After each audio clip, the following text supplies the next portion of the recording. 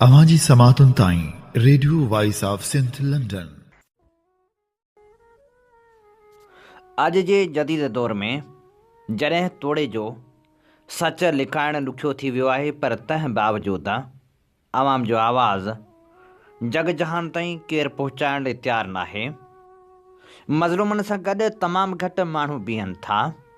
ख़ासि करे मीडिया बिल्कुलु अवामी मसइलनि खां अणॼाण बणियलु आहे। उते voice of Sindh web TV ऐं radio voice of Sindh London मिसकीन मारूड़नि जो आवाज़ बणियलु आहिनि। Radio voice of Sindh London तां असीं सियासी समाजी सरगर्मियुनि जूं मुकमिल रिपोर्टूं अव्हां ताईं पेश करियूं था। उन सां गॾोगॾु अवाम जे अहजनि बाबति आवाज़ उथारियूं था। असीं चाहियूं था त हीअ सफ़र सफलता माणे, जंहिं लाइ असांखे अव्हां जे साथ ऐं सहकार जी ज़रूरत आहे। अचो इन सफ़र में असां सां हमक़दम बणिजो। जेकॾहिं अव्हां असांजो यूट्यूब चैनल अञा ताईं सब्सक्राइब नाहे कयो त हींअर ई सब्सक्राइब करियो। उन सां गॾोगॾु असांजा प्रोग्राम वधि में वधि दोस्तनि ताईं पहुचायो त जीअं सचाई जो हीउ सॾु घर घर ताईं पहुची सघे। जोगी जुग छॾे पुरिया पूरब पार ॾे, लाहौती लतीफ़ चए हलिया लाल लॾे, हाय हाय हिन हॾे हमा खे हैरान कयो। भलारे बिरदणी जे भलारे बैत सां मुंहिंजी आवाज़ मुसाफ़िर radio voice of Sindh London तां थी दुनिया जी कुंड कुड़च ताईं। जंहिंजा माग ॿुधिजे पियो उन्हनि मिणी महिरबाननि खे सिक भरियो सलाम, शाल क़बूल पवे।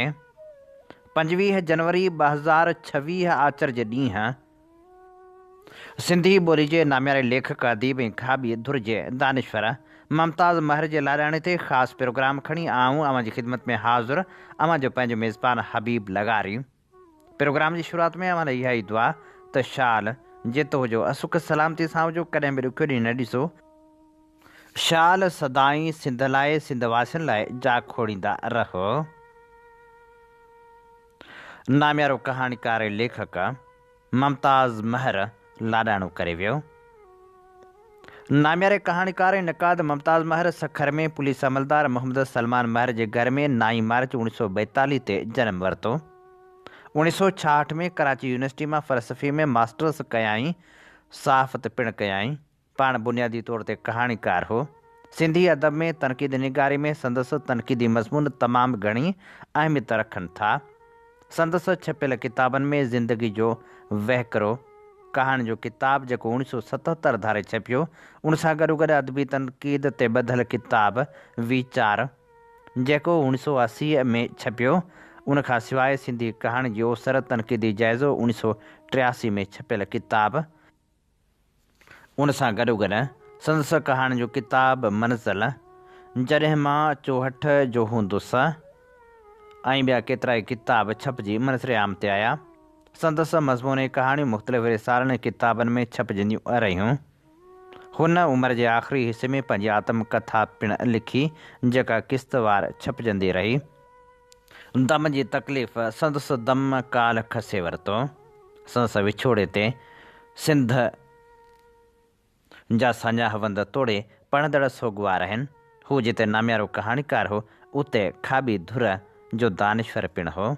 मुमताज़ महर जे लाॾाणे ते radio voice of Sindh London पारां असीं ॾुख जो इज़हार करियूं था।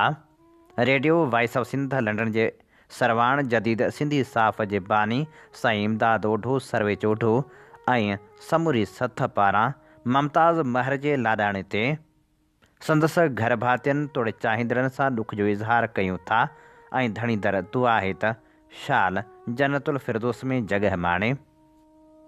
नामियारे कहाणीकार अदीब ऐं खाबी धुर जे दानिश्वर मुमताज़ महर जे लाॾाणे ते वर्ल्ड सिंधी कांग्रेस जे अॻुवाणनि डॉक्टर लखो लुहाणे, हिदायत भुट्टो ऐं ॿियनि पारां पिणु ॾुख जो इज़हार कयो वियो आहे।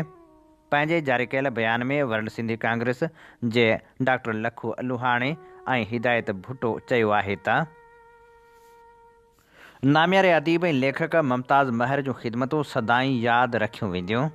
हूअ ख़ूबसूरत कहाणीकार हुजण सां गॾोगॾु नामियारो नक़ाद ऐं दानिश्वर पिणु हो। खाबी धुर लाइ संदसि कयल कोशिशूं बि कॾहिं विसारे न सघिबियूं। सिंधी ॿोली जे बाइख़्तियार इदारे जे चेयरमैन डॉक्टर शेर महराणी पारां पिणु नाम्यारे नक़ाद ऐं मशहूरु कहाणीकार मुमताज़ महर जे विछोड़े ते ॾुख जो इज़हार कयो वियो आहे। डॉक्टर शेर महराणी चयो आहे त मुमताज़ महर सिंधी तनक़ीद में वीचार ऐं सिंधी कहाणी में जॾहिं मां 64 जो हूंदुसि जहिड़ा किताब ॾेई वॾो कमु कयो। मुमताज़ महर जा किताब सिंधी ॿोली ऐं अदब जी तारीख़ में अहम मक़ाम रखनि था। जॾहिं त हुन वधीक चयो त मुमताज़ महर कराची यूनिवर्सिटी मां फ़लसफ़े में मास्टर्स कई ऐं वॾे अरसे ताईं सिंधी अदबी संघ सां सलाड़े रहियो। जावेद शेख ॾुख जो इज़हार कंदे लिखियो, सिंधी अदब जे उफ़क़ जो रोशन सितारो अणॾिठल दुनिया ॾांहुं हलियो वियो। नाम्यारी लेखका सुल्ताना वकासी लिखियो, भाउ मुमताज़ महर हिकु ॾाहो ऐं मणियादार इंसान हो, हिकु ॼाणू तनक़ीद निगार कहाणीकार जेको अदब में पंहिंजी हिकु हैसियत मञाए वेठो। संदसि तनक़ीद ते किताब वीचार ऐं कहाणियुनि जा 2 किताब ज़िंदगी जो वहकिरो मंज़िल ऐं जॾहिं मां 64 जो थींदुसि शामिल हुआ। जॾहिं त हुन आत्मकथा पिणु लिखी। जेके अदब पढ़नि था उन्हनि खे ख़बर आहे त मुमताज़ महर जो अदबी पोहरियो केतिरी अहमियत जो हामिल आहे। मूंखे चवणु ॾियो त असांजी अदबी दुनिया जेका वाट वरिती आहे उन में असांखे नुक़सानु थियो आहे ऐं अञा वधीक नुक़सानु थींदो जेकॾहिं असां समझदारी खां कमु न वरितो। ॾेखाव वधीक आहे, तनक़ीद त आहे ई कोन, बसि वाह वाह आहे। तर्जमा पैसनि ते कराए पंहिंजे नाले सां छपाइणु सवलो थी पियो आहे। के लिखारी ते अहिड़ा आहिनि जेके हर्फ़ न मोल आहिनि। कहिड़ो बि मौज़ू हुजे कुर्सी उन्हनि लाइ बुक थियलु आहे। अहिड़नि अदीबनि जो मिज़ाज अहिड़ो आहे त अगरि उन्हनि खे स्टेज ते विहारिजे त हू प्रोग्रामनि में ईंदा आहिनि। ॿियनि खे ॿुधणु हेठि वेहणु हू पसंदि ई न कंदा आहिनि। सो साईं, अहिड़ी दुनिया में मुमताज़ महर खे केरु ॾिसे हा, केरु ॿुधे हा। अहिड़नि किरदारनि जे क़दुर जी ज़रूरत हूंदी आहे। मुमताज़ महर विछड़ी वियो आहे। खेसि हमेशह संदसि कहाणियुनि तोड़े तख़लीक़नि में यादि रखियो वेंदो। मुमताज़ महर बाबति नाम्यारे लेखक नसीर सुमरो जो लिखियलु लेख पेश करियूं था जेको हुन मई 2021 में लिखियो हो। मुमताज़ महर सिंधी कहाणी ऐं अदबी तनक़ीद जो अहम नालो आहे। ख़ासि तौरु तनक़ीद में संदसि नालो बतौर हवालो चइजे त वधाउ न थींदो। उपखंड जो अञा विरहाङो न थियो हो। हुन सखर में मोहम्मद सलमान महर जेको पुलिस अमलदार हो जे घर में 9 मार्च 1942 ते जनमु वरितो। भागवंत चइबो जो सखर तोड़े कराची जे शहर वायुमंडल में तालीमी तरबियत जा मौक़िया नसीब थियसि। शहरी सहूलियतुनि मां लाभ वठंदो 1966 धारे कराची यूनिवर्सिटी मां मास्टर्स कयाई। फ़लसफ़े में मास्टर्स करण सां फ़लसफ़नि नज़रियुनि ऐं तनक़ीदी रायुनि जी न सिर्फ़ु आगाही मिलियसि पर हूअ वीचारणु ॻाल्हाइण ऐं लिखण जे मैक़ूल अंदाज़ इख़्तियार में कमु आयसि। किताब ज़िंदगी जो वहकिरो कहाणियूं 1977, वीचार अदबी तनक़ीद 1980, सिंधी कहाणी जी ओसर तनक़ीदी जाइज़ो 1983 ऐं जॾहिं मां 64 जो हूंदुसि कहाणियूं 2010 ऐं ॿियूं बि घणियूं कहाणियूं ऐं मज़मून मुख़्तलिफ़ रिसालनि अख़बारनि ऐं किताबनि में छपियल अथसि। वीचार जो ॿियो छापो नवनियापो तरफ़ां छपिजी चुको। खेसि बाक़ाइदे माहवार सोझरो में पढ़ियो। हुन हिकु अख़बार में पंहिंजी आत्मकथा बि लिखणु शुरू कई हुई। उहा जेकॾहिं किताबी शक्ल में शाया थिए त उन सां अदब जे इतिहास में हिकु दस्तावेज़ जी हाकारी वाध थींदी। ॿिया बि टिड़ पखड़ खोड़ लेखक हूंदुसि जेके सहेड़े छपराइजनि त जदीद तहरीकी अदब में ख़ातिर ख़्वाह वाधारो थी पए। आलमी अदब सां जागरता जो नओं सिज शाख़ूं कढे थो। मुमताज़ महर मौज़ू जी चूंड में ग़ैर रिवायती ऐं नई हैसियत जी उपटार वक़्तायते आवाज़ जो पड़ाॾो चई सघिजे थो। अंग्रेज़नि जी अयामकारी में नवां सुधारा मुतारिफ़ थिया। अदब में बि नवनि लाड़नि जो असरु क़बूलियो वियो। नवाण ऐं पुराण में फ़िक्री कशमकश जनमु वरितो। अंजमन तरक़ी पसंद मुसनफ़ीन जे तर्ज़ ते सिंधी अदबी संगत वजूद में आहे। सिंधी में अख़बारूं रिसाला ऐं एंटालॉजीज़ मग़रबी उसलूब वारा अशात हेठि आया। उन्हनि में ॾंद कथाउनि ऐं धर्मिक प्रचार बदिरां समाजवाद तर्ज़ जे अफ़साने, नावल, नाटक, आज़ाद नज़म, इंशाया ऐं सहाफ़त जे तजुर्बाती नमूना शामिल हुआ। जदीद अदब ते सियासत जो असरु निमाया जाइ वालारे चुको। जदलियात यानी जदल बेमाना वेढ़ जे पस मंज़र में नयूं सिफ़ बंदियूं अमल में आयूं। पार्लियामान जी जमहूरी जोड़जक वांगुरु अदबी इदारनि में उहिदेदार चूंडण ज़रिए मुक़ररु थियण लॻा। हीउ तरीक़ो अञा ताईं मंडकाईंदो रहे थो। अलबत्ता वेढ़ जो तस्वर बरक़रार आहे जेको इलेक्शन विहण या अदालती केस विहण जहिड़नि इस्तलाहनि में बिना चिटो नज़र अचे थो। तनक़ीदी राय ॾियण सां नक़ाद तकरारी थियो पए। ॿियनि लेखकनि जियां मुमताज़ महर पंहिंजे असलूबी मौक़िफ़ में तकरारी बणिजी वियो। तकरारी हुअण जे करे मुतसिक़ राय हतमी ॾियणु मुमकिन कोन्हे। वजूद जे ओजूदी अहसास जे इज़हार खे इज़हारींदो रहियो जहिड़ोक रेल जे दॿे में फाथल हुजे। फाथल माण्हू जो कहिड़ो इरादो हलंदो, उन करे हू कंहिं हिकु नज़रिए जे खाने में फिट नथो थी सघे। कॾहिं वाद कॾहिं आवाद, कॾहिं आशावाद कॾहिं निराशावाद, कॾहिं कॾहिं सामीवाद, कॾहिं कॾहिं नाराज़वाद। सिंधी अदबी संगत कराची पहिरियां हिकु शाख हुई, पोइ गुलशन हदीद, सचल ॻोठ, गुलशन इक़बाल ऐं मलीर शाखनि में अलहाक़ मिलिया। अदीब मुख़्तलिफ़ शाखनि जे गॾिजाणियुनि ऐं मेड़ाकनि में शिरकत कंदा हुआ। सीनियर अदीबनि मां मुमताज़ महर गॾिजाणियुनि में शरीक थींदो हो। 1980 जो ॾहाको हो। हुन जा तनक़ीदी मज़मून इंशाया अंदाज़ में लिखियल पढ़िया हुआ। सिंधारा जी तरफ़ां छपजंदड़ साइंसी मैगज़ीन में साइंसी मज़मून पढ़ियो। साइंसी ऐं तरक़ी पसंदाणे लाड़े जो गॾियल क़द्रु हो। 1999 में कराची आयमि ऐं सन 2000 ईस्वी ताईं सनती ज़िम्मेवारियुनि सां वागिल रहियमि। 2001 में अदब जे पिड़ में पेर पातमि। संगत शाख गुलशन हदीद हिकु लेक्चर प्रोग्राम रखियो हो जंहिंमें शिरकत कई। लेक्चर गफ़ूर मेमन ॾिनो ऐं सदारत अनवर पीरज़ादे कई। मुमताज़ महर मुख्य महिमान हो। संदसि पहिरियों भेरो असरु इहो पियुमि त हू पंहिंजे मौक़िफ़ में चिटो कोन्हे। First impression is last impression चवाणी तहत फ़िक्री मुझारण या बदिलियल तर्ज़ तफ़क्कुर सबबि 1980 जे ॾहाके खां हिन वक़्तु 2021 ताईं विच में संस लिखत मुतवाज़न यानी तसलसल में नथी मिले। 2010 में हुनजी कहाणी जॾहिं मां चौहठ जो हूंदुसि माहवार सोजरे में छपी, जंहिं मक़बूलियत माणी। हिन कहाणी जो आसिफ़ फ़रख़ी अंग्रेज़ी में तर्जुमो कयो ऐं ऑक्सफोर्ड यूनिवर्सिटी प्रेस तरफ़ां छपियल हिकु किताब में शामिलु कई वई। सोजरो में हुन जा तनक़ीदी ख़त ऐं जवाबी ख़तनि जो काफ़ी चर्चो रहियो। हुन गफ़ूर मेमन जे किताब ते छिती तनक़ीद कई ऐं मामिरो ज़रे घटि कोर्ट पहुचण खां बची वियो। हुन जे तनक़ीद अमर जलील जे फ़िलबदी ॻाल्हाइण तोड़े बेबाकी सां लिखण सां बहस शुरू थी पई विया। जहिड़ी तरह अज़ीज़ लेखराज ऐं लाल पुशप जे तनक़ीदी लिखतनि में ज़मान मकान जो संदो मटिजी वेंदो हो, या अंग्रेज़ी तहरीकी असरनि हेठि लिखियल रुमानी शाइरनि ऐं नक़ादनि जूं लिखतूं आज़ादु ख़्याली ऐं फ़िक्री मतभेद जूं अकास रहियूं। हूं त मज़ाहिमती अदब अंग्रेज़नि जे ॾींहंनि खां सर्जणु शुरू थियो हो। विरहाङे खां पोइ वन यूनिट ख़िलाफ़ शागिर्द तहरीक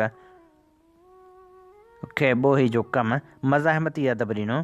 80 जे ॾहाके जे पिछाड़कनि सालनि में जॾहिं सोवियत यूनियन जी भञ टुट शुरू थी त सिंधी अदब में बि भरम जी भित में ॾार पइजी विया।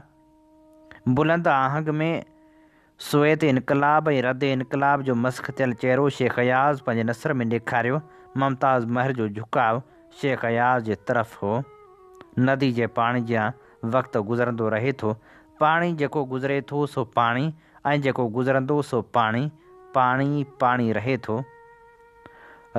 त ॼण के पाणी साॻियो हुजे, पर हीअ साॻियाइप सराब आहे।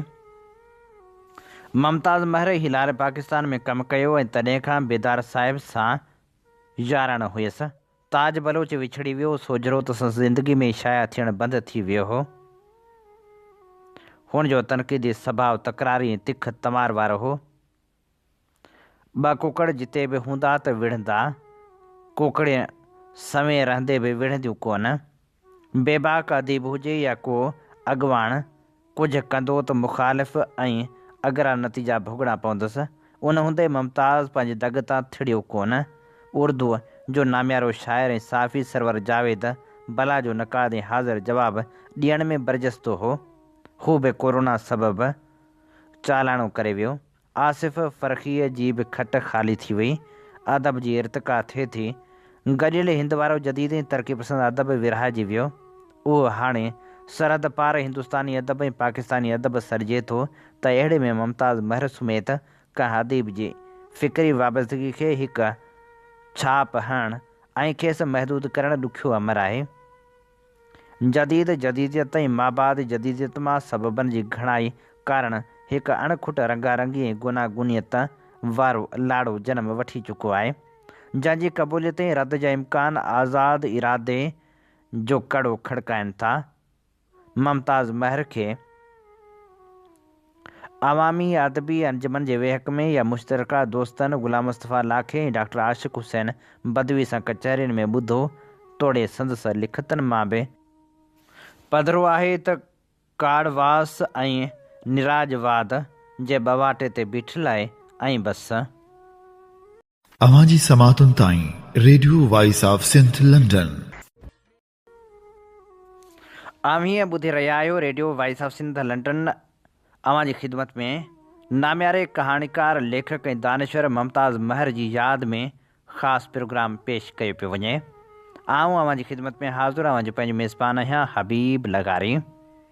जीअं तव्हीं ॼाणो था असीं radio voice of Sindh London तां अवां जी ख़िदमत में उहे प्रोग्राम पेश कंदा आहियूं जिन में सचाई जा सॾ हूंदा आहिनि, जिन में तारीख़ जा अमल वर्क हूंदा आहिनि। असीं चाहियूं था त इहे सफ़र सफलता माणे, जंहिं लाइ असांखे अवां जे साथ ऐं सहकार जी ज़रूरत आहे। अचो हिन सफ़र में असां सां हमक़दम बणिजो। Radio voice of Sindh London जे हिन प्रोग्राम में असीं भेटा पेश करे रहिया आहियूं नाम्यारे कहाणीकार मुमताज़ महर खे। किताब जॾहिं मां चौहठ जो हूंदुसि में मुमताज़ महर लिखियो।